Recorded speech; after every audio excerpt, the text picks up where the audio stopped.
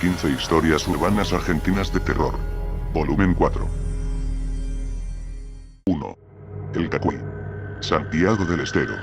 Un hermano y una hermana vivían solos en un monte.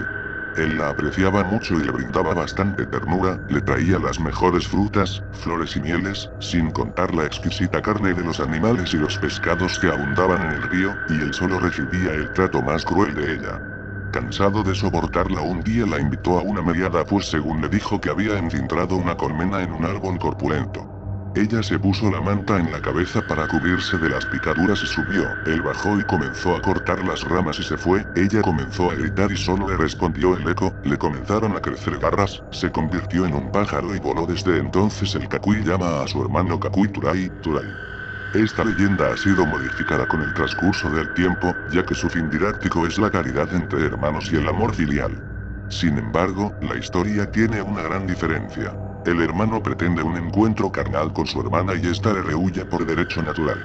La metamorfosis del pájaro sería una advertencia de castigo por el crimen del incesto, al igual que los grandes mitos clásicos.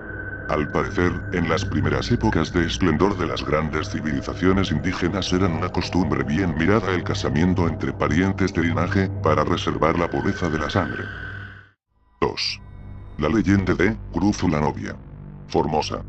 En la década del 40, en la zona de pesca, ubicada sobre la orilla de la laguna Oca, distante a unos 9 kilómetros de la ciudad de Formosa, a la cual se puede acceder por un sendero detrás del anfiteatro de la juventud, o bien por un camino de tierra que nace en la ruta 11 sobre el acceso sur, ocurrió un hecho que se transformó en una de las leyendas o mitos urbanos más difundidos en nuestra sociedad, y que ya forma parte de la cultura formoseña.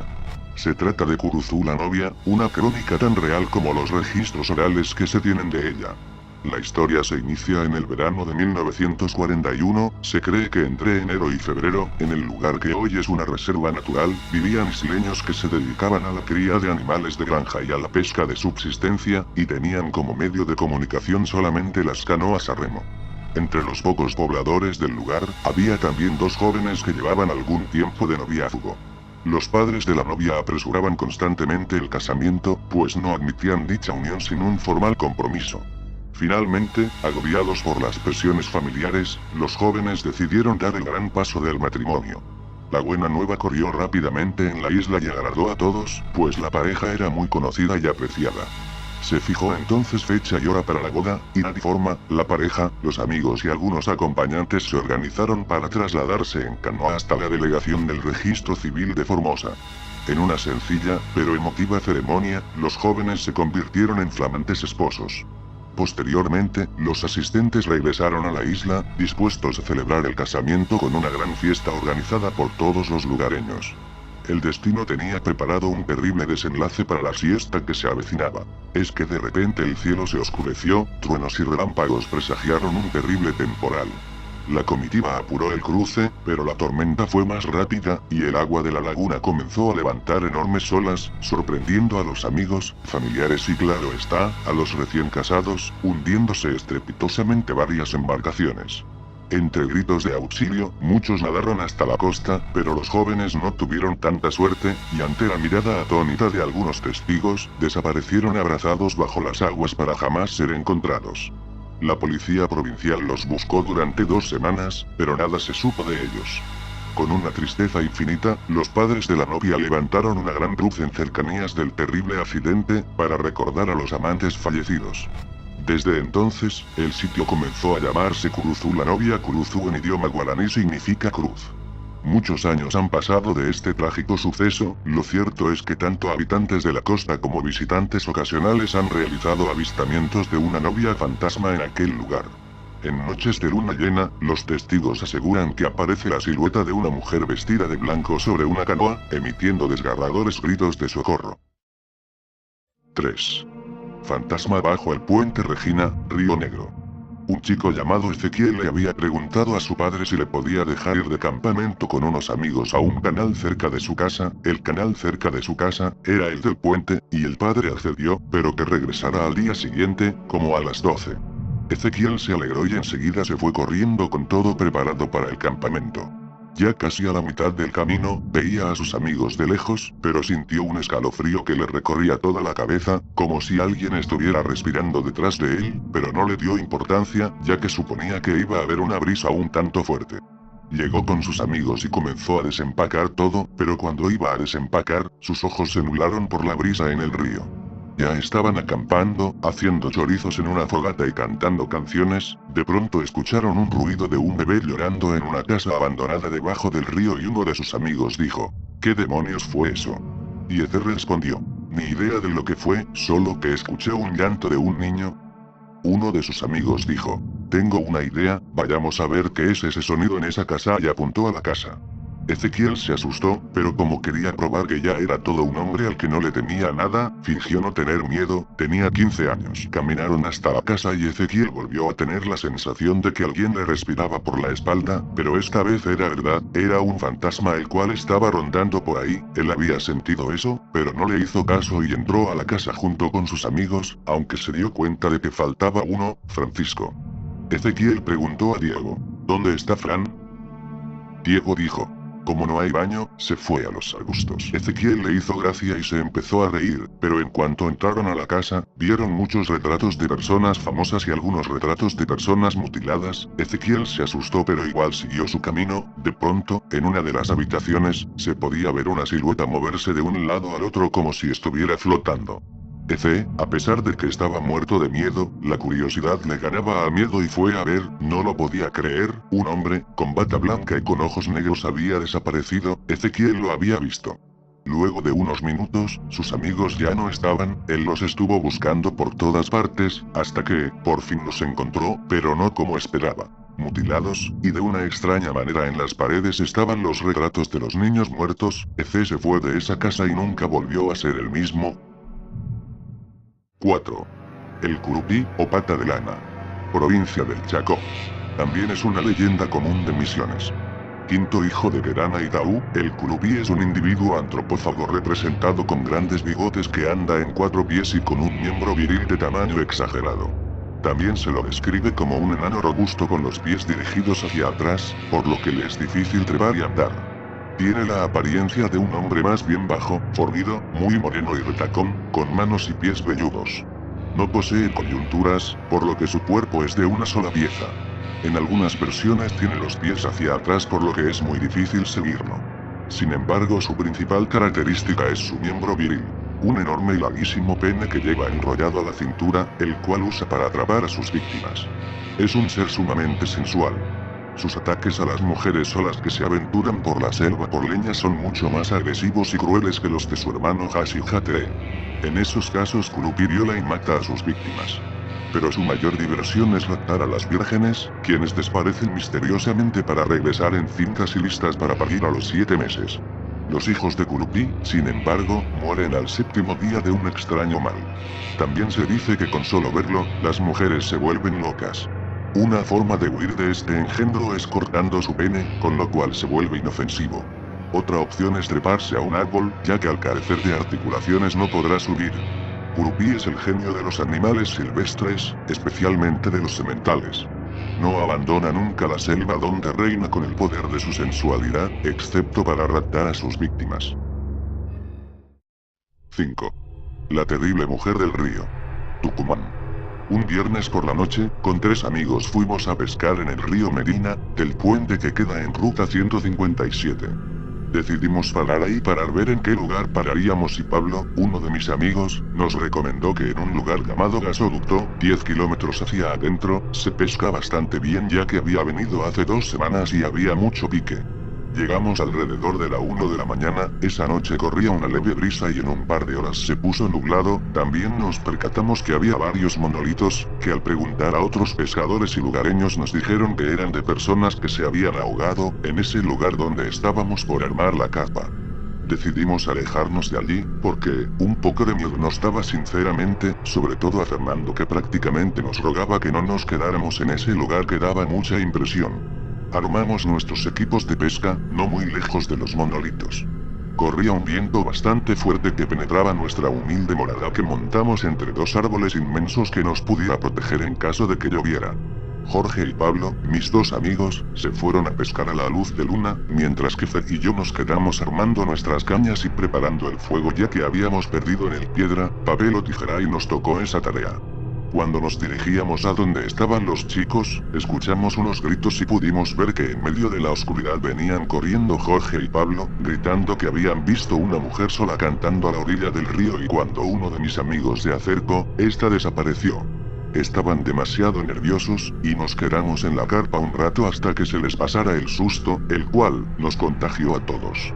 El viento se despertó alrededor de las 4 de la mañana y casi dormidos, escuchamos un grito desgarrador que venía de afuera de la carpa. El miedo nos invadió. Fer se quedó totalmente inmóvil. Salimos los cuatro cuando de repente, vimos como una mujer, vestida de blanco, llorando y gritando, subía a un árbol tétrico, esta persona subía el árbol, flotando. Flotando o levitando, en ese momento, todo el cuerpo se llenó de terror, y me quedé perplejo por lo que estaba viendo, parecía una película de terror, no sé cómo hicimos pero nos metimos adentro de la carpa, y aguantamos hasta que amaneció. Esa mujer no volvió a aparecer en el resto de la noche. 6. El fantasma del Parque San Carlos. Provincia de Entre Ríos. Sucedió hace unos 20 años atrás. Un tipo y sus amigos un día escucharon hablar de un fantasma que había en San Carlos. Entonces una noche decidieron ir a comprobarlo. Eran aproximadamente las 00 AS. Empezaron a caminar y al mismo tiempo escuchaban un ruido detrás de ellos, como si alguien los estuviera persiguiendo. Todos miraron hacia atrás y no había nada. Pasó una hora y pararon para descansar. Descansaron media hora y decidieron volverse. Entonces, caminaron hacia la salida. De nuevo, empezaron a escuchar ruidos. Cuando ya estaban cerca de la entrada principal de San Carlos escucharon ruidos detrás de ellos, todos miraron nuevamente y vieron a una mujer vestida de blanco que se les acercaba, todos corrieron desesperados hacia la salida. No pararon de correr hasta llegar a sus casas. Mi abuela, la madre de mi tío, estaba asustada porque eran las 3 de la madrugada y mi tío no venía. Mi abuela salió afuera y lo vio que venía corriendo asustado. Cuando llegó a la casa, su madre le preguntó dónde había estado y solamente le decía el fantasma en San Carlos. Luego de unos minutos mi tío reaccionó y le dijo toda la verdad. Mi abuela lo retó y lo castigó. Por 3 semanas no pudo salir a la calle a jugar con sus amigos. Y a sus amigos, sus madres les hicieron lo mismo. 7. El Petiso. La Rioja. Cuenta dicha leyenda que un grupo de hombres dedicados al trabajo campestre recorrieron la zona de la Aguadita, puesto en la provincia de La Rioja. En las oscuras y frías noches se refugiaban en algunas casitas que se encontraban desocupadas. Un día como todos, llegó la noche, hacía mucho frío. Cuando se dirigían a dormir, escucharon unos gritos, tomaron sus escopetas y se dirigieron al lugar de donde provenían los mismos, cuando de pronto por el camino se les apareció el Petiso, como ellos lo identificaron. Sus características eran de estatura pequeña, su cara no era identificada, y con un gran sombrero. Al ver este personaje, los hombres se quedaron inmóviles, sin habla. Muchos identifican a este personaje como el Mequilo. Lo que a mí me contaban es que era una especie de demonio, que atacaba niños y borrachos. Sale a la siesta donde, como deben imaginar, en estos lugares es muy caliente y nadie a esa hora está afuera. Sus piernas están hacia atrás y puede posarse en ramas de higuera demostrando poderes sobrenaturales. Usa un sombrero que tapa su cara de diablo. 8. La Laguna Sumunkara. Provincia de Chubut. Hay una laguna que se llama Sumuncura.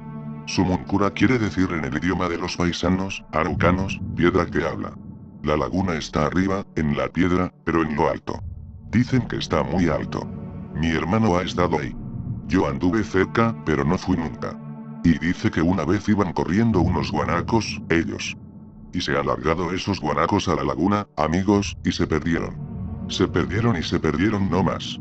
Se hundieron en la laguna y no los vieron más. Bueno, dicen que se quedaron ellos. Que algunas veces se quedaban. Dice que se sentía a gritar de noche, dice. Como si estuvieran juntando hacienda, adentro de la laguna. Antes, cuando se juntaba hacienda se gritaba, no. Y la hacienda se remolinea, así con los gritos. Pero nunca se veía nada. Pero no se veían animales tampoco. Se sentía no más. De noche, siempre, de día no se sentía nada. Todos los que andaban por ahí han sentido esos gritos, como de arrieros que juntan hacienda, adentro de la laguna. Por eso dicen que se llama así la laguna, claro, porque se oye que hablan las piedras a donde está la laguna. 9. La casa embrujada de Barrio Sur, Santa Fe. Dicen que hace unos 30 años, en esa casa vivía una familia con 2 niños. Uno de ellos, de unos 10 u 11 años, salió a pasear una tarde en su bicicleta. La desgracia lo estaba esperando en una esquina. Un camión lo atropelló y lo mató. Dicen, siempre dicen, que el conductor de ese camión se suicidó luego, porque la culpa lo atormentaba. Algunos han dicho que el fantasma en pena de ese niño deambula por la casa. Y que se escuchan sus llantos lastimosos. Otras versiones dicen que un día, una joven pasó por enfrente de la casa abandonada, y cortó una flor de la vereda de la vivienda. Se la llevó a su casa y la puso en un florero con agua. La joven se acostó a dormir, pero se despertó al rato, sobrecogida. Entre sueños, alcanzó a ver la imagen de una mujer anciana que la observaba. Se levantó despavorida, pero la imagen fantasmagórica ya no estaba, y arrojó la flor a la calle. Muchos aseguran que a la casa le han sacado fotos, y en ellas aparecieron rostros demoníacos. Que a veces, de noche, se ve una luz prendida adentro. Una foto circuló recientemente por las redes sociales a donde se ve una extraña silueta atravesar la entrada de la casona. Dicen, también, que adentro de la casa hay esparcidas cenizas de personas que vivieron allí hace mucho tiempo. Que hay un sótano al que no se tiene acceso, y que guarda secretos macabros. Que de día se ven sombras aparecer y moverse por las rendijas oxidadas de los ventanales. 10. La leyenda del túnel. Catamarca. En el siglo XVII los españoles tuvieron una ardua tarea para concretar la conquista en estas indómitas tierras, donde bravos como Juan Celemín, o Pedro Chumay, o Cualcuza, no cesaban tampoco en su empeño de defender lo propio. Una convivencia más tranquila permitió surgir los labrantíos y caseríos ya por 1700 y un poco más. Huasán, por su ubicación privilegiada y sus buenas tierras, debe haber sido un lugar codiciado. Lo obtuvo don Esteban de Nieva y Castilla, quien luego lo vende a don Luis Joseph Díaz. Este último, en el año 1768, instituye el mayorazgo a favor de su sobrino, don Salvador. Pero antes, en 1745 los padres jesuitas recibieron unas hectáreas en donación y tuvieron un establecimiento que dejó su nombre al paraje y la finca, el colegio. Se fueron después porque hubo un rey que los desterró de América. Pero, en los años que estuvieron, dice la imaginería popular que pudieron resistir ataques por un original sistema de defensa. Un túnel subterráneo que atravesaba los 1000 metros distantes entre la casona señorial y los claustros y dependencias de los jesuitas. La leyenda tiene un elemento real o histórico y el imaginario. Hacia 1988 se descubrieron unos recintos subterráneos, de techos abovedados. Esto ocurrió así. Don Vasco, gritaba el pelo entre asustado y sorprendido, venga, que ya se ha caído la pared y del otro lado está hueco, no hay tierra.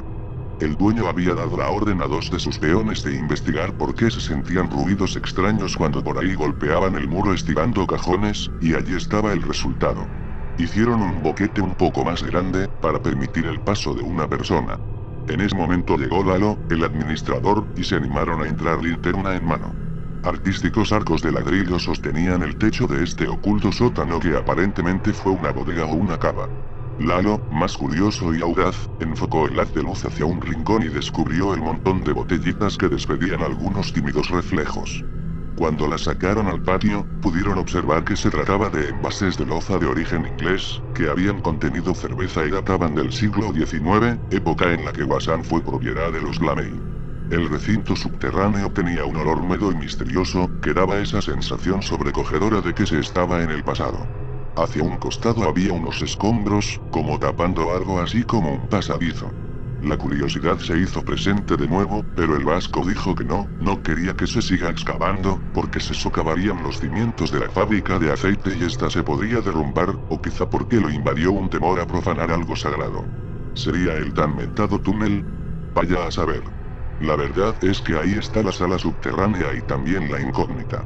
En Santiago decían después que lo abrieron pero se encontraron con unos enanos y por eso lo volvieron a cerrar inmediatamente. Los protagonistas lo niegan pero le queda la duda a la gente. Así son siempre estas cosas. 11. El pueblo sin campanas. Tierra del Fuego. Esta es una historia de Río Grande, en la isla de Tierra del Fuego, al sur de la Patagonia. A quienes vivimos en este lugar nos fascinan estas historias que ya se están perdiendo en el olvido colectivo. En nuestro pueblo no tenemos recuerdos de campanadas. No suenan para dar la hora. No suenan para celebrar misa, ni para anunciar un casamiento o alguna festividad. Ya nadie sabe por qué. Simplemente no hay campanas. Hasta comienzos de los años 60 algunos pobladores locales se animaban a contar la historia, pero ya nadie la recuerda. Se ha convertido en un mito urbano. Hay varias versiones de esta historia. Algunos afirman que la maldición fue motivada por los primeros expedicionarios, que se llevaban a los aborígenes como objeto de exposición para las ferias europeas, desarraigándolos de su tierra y sus familias. Pero lo más probable es que tenga su origen en las matanzas de indígenas que perpetraron los colonos criollos de la propia Argentina. El caso es que hace mucho tiempo un cacique, o un chamán, ya no se sabe a ciencia cierta, echó una maldición muy poderosa sobre todo el poblado de Río Grande. Ningún hombre blanco que hiciese redoblar una campana volvería a sentir felicidad en su vida. De una u otra forma las familias de los colonos, y de sus descendientes, se romperían. Tal como fueron rotos los lazos familiares de los indígenas, hace muchísimos años. En realidad los indígenas zonas, quienes habitaban esa región de la Tierra del Fuego, no disponían de una cultura espiritual tan avanzada como para elaborar conjuros y maldiciones efectivas. Ni siquiera practicaban curaciones mágicas. Con lo cual, resulta difícil encontrar el origen de esta leyenda. Pero fuera todo esto verdad o no, las nuevas generaciones de Río Grande aborrecen el sonido de una campana, ni aunque fuera para manifestar alegría. Es más, hasta se tomaron medidas para asegurarse de que ese artilugio nunca sonaría. En la primera iglesia, a 7 kilómetros del centro urbano y hoy convertida en museo, se cambió la campana original por una más pequeña. Está soldada al campanario y no tiene badajo. En otra, en lugar de campanas se colocaron bocinas y los sonidos se reproducen por un sistema de megafonía. Para el año 2000 un párroco hizo construir un nuevo templo, con un alto campanario, el más grande de la ciudad. Adivinen qué. En esta iglesia también los redobles se producen a través de un aparato electrónico, ya que las campanas de metal están mudas. El resto de las iglesias de Río Grande, o no tienen campanas, u ostentan una de papel maché, de manera que se vea como una campana pero no pueda emitir sonido. En 2005, el gobernador de la zona tuvo el atrevimiento de violar la tácita ley de Río Grande. Hizo una recolección de llaves, para fundirlas y hacer una gran campana. Sería la campana de la paz, y se tocaría bien fuerte todos los años, para celebrar el Día de la Paz. Los vecinos colaboraron. Se ve que para muchas personas ya era hora de que el pueblo rompiera su silencio. No se sabe bien por qué razón, pero antes de finalizar el año el gobernador fue destituido de su cargo, y la campana fue descolgada de la torre. La única campana verdadera que existe, y se sigue tocando de forma tradicional, eso es, jalando de una cuerda, es la que está en la escuela más antigua de la ciudad. Pero ojo. Solo se da una campanada a las 7 de la mañana, y otra a las 6 de la tarde. ¿Acaso alguna fuerza sobrenatural protege esta campana de la maldición de Río Grande? 12. Leyenda del Dorado, Misiones. Cuentan que muchísimos años atrás, vivía a orillas del Paraná, una familia indígena muy humilde. Eran muchos hijos todos pequeños, pero con el esfuerzo del padre y de la madre, crecían sanos y felices. Todos menos Anga, que siempre quería más y más. Así pasaron los años. Toda la familia ayudándose unos con otros, las hermanas y los hermanos, haciéndose querer por quienes los conocían. Pero Anga solo se preocupaba por tener riquezas, sin importarle cómo las obtenía. Así fue reuniendo mucho oro. No ayudaba a nadie, no colaboraba ni con sus padres, ni con sus hermanos. Solo el brillo del metal le interesaba. Amontonaba el oro por verlo, por tocarlo, sin poder disfrutar de otra manera pues su codicia no se lo permitía. Hasta que un día, insatisfecho aún con todo lo que tenía, quiso adueñarse de todo el oro que había en el mundo. Tupá, que todo lo ve, cansado de ver tanta voracidad, decidió castigarlo. ¿Quieres oro? En oro te convertiré. Gritó desde el cielo. Y diciendo así fundió en oro el cuerpo de Anga y lo arrojó al río. Es por eso, dice la leyenda, que el dorado es un pez siempre hambriento, al que todo le es poco. 13. El túnel secreto de Avenida 51. La Plata. Hace ya muchos años que las historias de túneles secretos bajo las calles platenses circulan entre la gente. Muchos afirman que la intención de alinear los principales edificios públicos a lo largo del eje fundacional fue para comunicarlos de forma subterránea, y que la inexistente calle 52 en realidad sí existe, pero bajo tierra. Este mito se formalizó al figurar en el libro La historia oculta de la ciudad de La Plata, de Gualberto Reinal. Este túnel, que se extendería a lo largo de Avenida 51 y tendría un acceso en la Plaza Islas Malvinas, donde antiguamente estaba el Regimiento 7. El mismo continuaría comunicando los siguientes edificios: Antiguo Regimiento 7, Centro Cultural Plaza Islas Malvinas, Catedral de La Plata, Escuela Normal número 1, Palacio Dámico, Arzobispado de La Plata, Colegio San José, Palacio Municipal, Legislatura, Casa de Gobierno y Ministerio de Seguridad. Incluso también se dice que su extensión sería mayor, llegando de un lado hasta el destacamento de bomberos en el Paseo del Bosque y del otro lado hasta el Parque Bucetich. Estos pasadizos estarían construidos a una profundidad de entre 5 y 7 metros, y su diámetro se calcula en 2 o 3 metros. La función de estos túneles no está del todo clara. Reinal afirma que en el caso del Regimiento 7 servirían como vía de escape ante ataques, como el ocurrido en la Revolución de 1956 cuando se bombardeó la base militar luego de la sublevación del teniente coronel Óscar Lorenzo Cogorno. Se dice que durante ese ataque, muchos de los soldados utilizaron el túnel que iba en dirección a la catedral para escapar del lugar y salvarse del feroz bombardeo.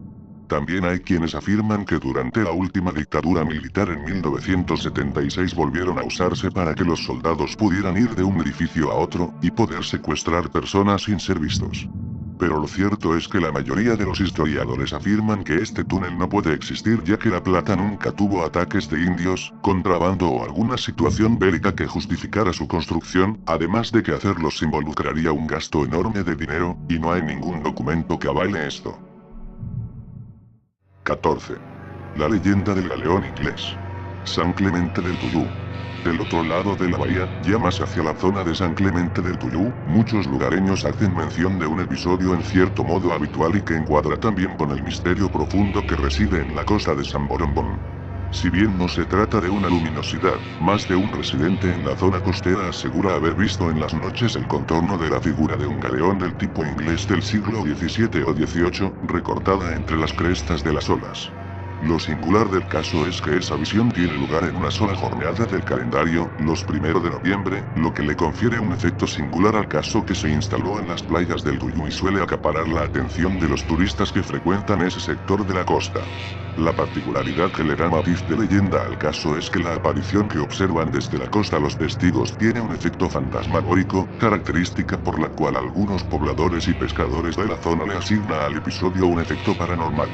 Luis Burgos y su equipo de investigadores tienen una posición más distante respecto al fenómeno, del cual rescatan su perfil de leyenda, pero que no dejan de asociarla con los hechos singulares registrados en el área de influencia de la misteriosa bahía. Burgos detalló a Expedientes Secretos que quienes aseguran haber visualizado la fantasmal embarcación, sostienen que la figura del supuesto galeón se materializa, dijo, mar adentro, y que del mismo modo que es observada, se desvanece. 15. El perro negro. Provincia de Santa Cruz. Quienes han visto a este animal cuentan que de lejos es un perro común y corriente, pero al acercarse, muestra sus grandes ojos del tamaño de un plato y color rojo fuego. De su cuello cuelga una maciza cadena de oro puro y tiene la particularidad de aparecer solo una vez al mes. Se dice que es el guardián de la veta más rica de oro que existe en el mundo, y muchos de los callejeros se sintieron atraídos por su siniestra figura, señal inequívoca de fortunas inimaginables. Para obtenerla solo había que seguirlo y observar dónde escarbaba. Ahí había que dejar un puñal con la punta muy afilada, para que la veta no se corra, y volver al día siguiente a excavar. Sin embargo, muchos desistieron porque no hay ser humano capaz de resistir el terror que esta fiera inspira. Y es que este famoso can azabache es el guardián del diablo y solo obedece a su amo, quien acostumbra a llamarlo con un silbido tan penetrante que resuena en poblados enteros. Bueno amigos, eso es todo. Si les gustó el vídeo, por favor denle like, eso me ayudaría mucho.